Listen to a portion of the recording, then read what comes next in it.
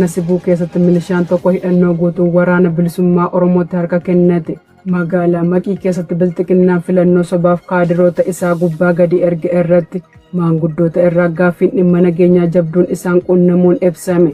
Laavrov waldhabdee Afgaanistaanii fi Paakistaan karaa dippiloomaasii furuu akka barbaachisu ibse. Arraata biyyoolessa Oromiyaa waliin yoo turtan odeessa kanaaf kanneen biroo argattu.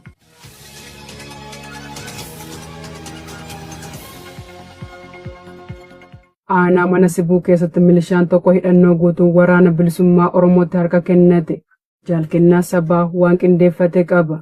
Godina lixa Wallaggaa aanaa mana Sibuu bulchiinsa magaalaa Mandii ganda duwwaa 4 keessa miseensi milishaa murna PP tokko bitootessa 4,2026 hidhannoo guutuun gara waraana bilisummaa Oromoo yookiin WBOtti harka kennachuu ajajaan WBO naannichaa beeksise. Akka odeeffannoon ibsutti miseensi waraanaa kun qawwee akaamaa tokko rasaasa 77 fi gumbii 3 qabatee gooticha waraana bilisummaa Oromoo WBOtti makameera. Miseensi waraana PP kun ibsa kenne keessatti murna biltsiginnaatiin dirqamaan qabamuun gara mooraa leenjii waraanaatti akka ergame dubbateera. Akkasumas mooricha keessatti ilmaan Oromoo hedduun dirqamaan ukkaanfamuun milishaa akka ta'an taasifamaa jiraachuu ibseera.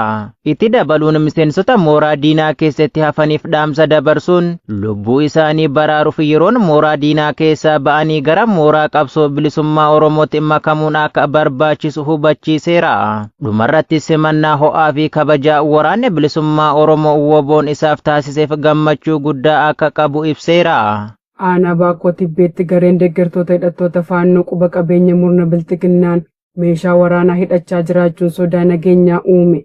Gabaasa qindaa'eef Jaloobii Biyyaa.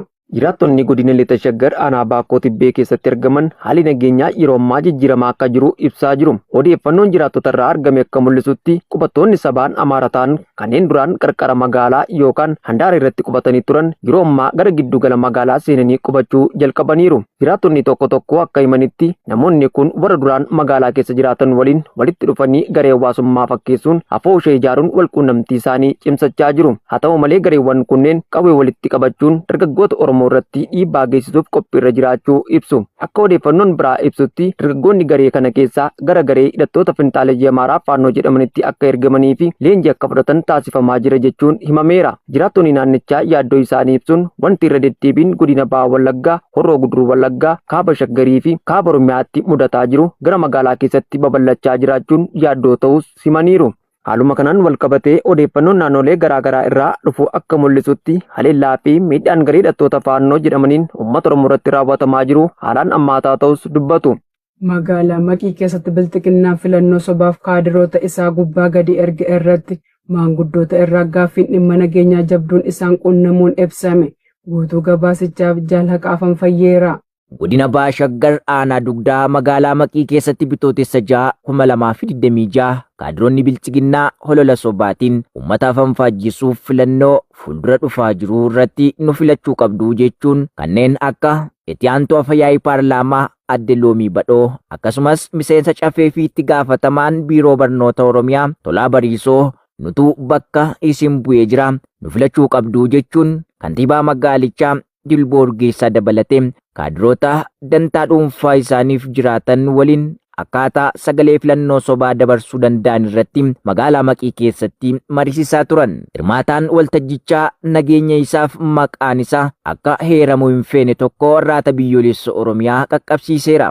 Akka hirmaataan waltajjichaa nageenya isaaf maqaan isaa akka hin dhaamne barbaadu tokko ibsetti kaadiroonni bilchiginnaa kunniin gaaffii maanguddoonni muraasni dhimma nageenyaa gaafataniin osoo isin jirtanii uummanni waraanuma isin nutti ergitaniin ajjeefame bakkeetti reeffa isaanii bineensi nyaataa jira maaliif quba dhabdan akkamittiin goota ajjeeftanii dhugaa isaas awwaaltan Jalbattee Urgeessaa lafaan dhurri isaa itti awwaalame irratti osoo biyya ormaa hin deemne reeffa isaallee lafa balfaatti gattan kan uummataa yoo quba qabaachuu baattan waraana isin nutti ergitaniin obboleessi Tolaa Bariisoo jechuun Dambal Bariisoo ajjeefamuu hordofee akkamittiin ammas nu filadhaa jettu filannoo marsaa jaaffaa akka barbaaddanitti geggeessitanii dabarre jettan ummanni isin jijjiiramni fiddan yoo jiraate lubbuu kumaatamaa galaafachuudha jechuun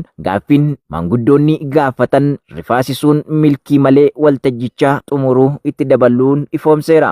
Kaabinoonni bilchiginnaa kunniin dhimma nageenyaa ilaalchisee gaaffii uummatarraa isaan qunnameef deebii dhabuun nageenyi waraana badhaadhinaatiin boora'ee hin beeku. Waraanni keenya nama tokkollee ajjeesanii hin beekanii jechuun uummata halkanii fi guyyaa akka baalaa mukaatti rasaasa isaaniitiin harcaa oolu guyyomsuuf yaalanis uummatni naannichaa abdii murna bilchiginnaarraa akka hin qabne ifaatti agarsiisuun filannoo bilchiginnaan geggeessu taayitaa isaa seera qabeessa gochuuf malee fedhii uummataa eeguuf akka hin taane ibsaniiru. Aanaa Baabboo Gambeel keessatti jaleewwan bilxiginnaa hawaasa nagaa saamuu hammeessanii itti fufan. Dabalata isaaf jaalsabaaf hawaa gaarii. Godina lixa Wallaggaa aanaa Baabboo Gambeel ganda warra jirruu baarkoo fi ganda kutaallaa kussii keessatti lukkeeleen maafiyaa biltsiginnaa gaafa bitootessa 1/2/2026 maqaa nyaata milishaa jedhuun mana hawaasaa gandeen kanaa mararra deemuudhaan gosa midhaan boqqolloo tilmaamaan kiiloo 7 kan ta'u saamaa jiraachuu jiraattonni gandichaa dubbisnee arraata biyyoolessa Oromiyaatti himanii jiru. Akka jiraattonni umriin raagan gandoota kanneenii jedhanitti nuti akka uummata biyya tokkootti mootummaa biyya bulchuuf gibira kaffaluu malee dirqama biraa hin qabnu. Hanga jiraannee har'a geenyettis murna haala suukanneessaa akka kanaan uummata bakkan isin bu'ee jedhu saamu hidhuu fi ajjeesu in argine jedhu. Mootummaan hojjettoota isaa kan jiraachisu mindaa kaffalee fi malee uummata saamee yookaan kadhatee in jiraachisu. Haalli biltsiginnaan ammatti jiru kun garuu seenaa mootummoota addunyaa keessatti gongumaa dhagaamee kan hin beeknedha jedhu jiraattonni har'aanni biyyoolessa Oromiyaa dubbise tokko tokko. Biltsiginnaan afaaniin badhaadhina faarsee jaleewwan isaa uummattoota impaayeratti guutuu irratti bobbaasee gochoota faallaa mirga namoomaa raawwachaa jira. Adeemsa kanaanis tarree mootummoota addunyaa kan jiran keessatti kan ramadamu osoo hin taane toora shororkeessitootaa jalatti kan ramadamu ta'uun isaa ifatti beekamee jira. Lavrov waldhabdee Afgaanistaanii fi Paakistaan karaa dippiloomaasii furuu akka barbaachisu ibse. Jaal yaadannoo Oromiyaa dabalata qaba. Ministeerri dhimma alaa Raashiyaa Saargee Laavrov jimaata kaleessaa gita isaanii itti aanaa Afgaanistaan Amiir Kaan Muttaaqii waliin bilbilaan waldhabdee Islaamabaadii fi Kaabul gidduutti deemaa jiru karaa dippiloomaasii furuun barbaachisaa ta'uu ibsaniiru. Ministeerri dhimma alaa ibsa kenneen akka jedhetti Laavrovii fi Muttaaqiin haala naannichaa irratti yaada wal jijjiiran kunis bu'aa hamaa fi tasgabbii dhabsiisu weerara Iraan irratti raawwatame dabalateeti. Hariiroo Afgaanistaanii fi Paakistaan keessatti waldhabdee waraanaa fi siyaasaa hir'isuu irratti mari'atan niiru jedha ibsichi. Itti dabaluudhaanis Laavrov garaagarummaa Kaabulii fi Islaamabaad gidduu jiru karaa siyaasaa fi dippiloomaasiitiin furuun barbaachisaa ta'uu cimsee ibseera.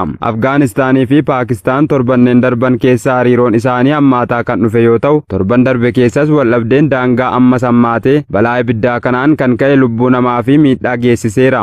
Paakistaan Afgaanistaan shororkeessitoota biyyattii haleelaniif bakka nageenyaa akka kennitu kan himtu yoo ta'u, dhuma baatii guraandhalaa irraa eegalee daangaa ce'uun hojii gaaz biliil haq jedhamuun moggaafame itti fufteetti. Kaabul himannaa kana kan haaltu yoo ta'u garaagarummaan jiru mariidhaan akka furamu gaafataniiru. Addatti dubbiimtuun ministeera dhimma alaa Maariyaa Zakaaroovaan yaaddoo Raashiyaa ibsuun biyyoonni lamaan wal dura dhaabbannaa balaa qabu kana dhiisanii gara minjaala mariitti deebi'uun waliigaltee dhabuu hunda karaa siyaasaa fi dippiloomaasiitiin akka furan gaafataniiru.